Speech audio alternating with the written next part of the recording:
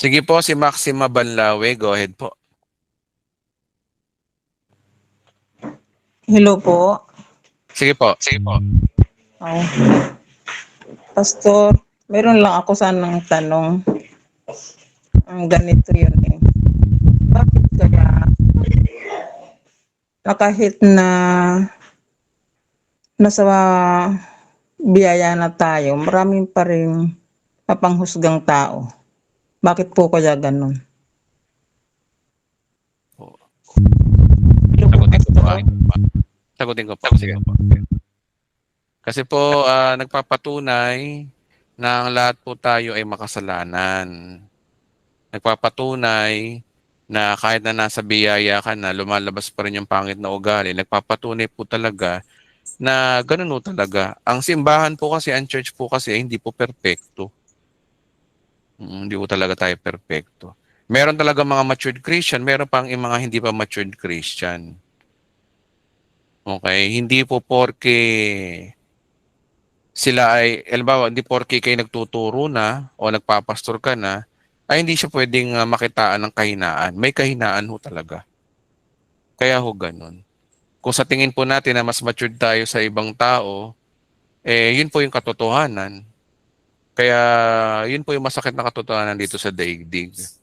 Ngayon, ang point kasi diyan, kaya tayo nakaka-encounter ng mga ganyan tao, una, para turuan sila, pangalawa, para turuan din tayo magpasensya. Turuan sila para matuto sila ng bagay na kailangan nila magpaka-matured at tayo naman, turuan tayo para magpasensya at unawain yung ibang tao. Kaya mga kapatid, lahat po talaga ay kalooban ho ng Diyos nangyayari. Kaya kapatid, yun po yung aking masasagot po doon, kapatid. Okay. Salamat po, kapatid na Maxima. Salamat po sa inyong tanong. Oo nga kapatid, tandaan nyo wala tayong magagawa. Okay? Wala tayong magagawa. Kahit na ikaw pa yung Santo Papa, hindi ka pa rin perfecto talaga. Lalabas at lalabas yung totoong kulay mo. Kasi nga mga kapatid, nasa daigdig pa tayo. Ang magkakatalo lang yan kung paano natin sila uunawain.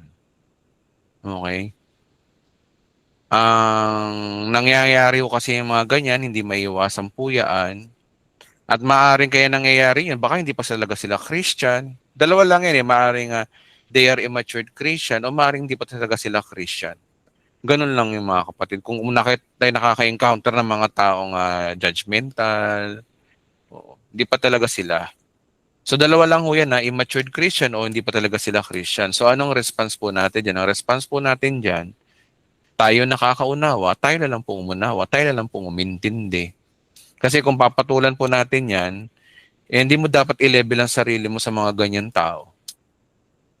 Kaya hindi mo sila ka-level. Sabi nga ng kawikaan, kapag ang baliw pinatulan mo, higit ka pa sa baliw. Sinabi ng kawikaan po yun. Kaya yun po yung sagot po natin dyan, okay?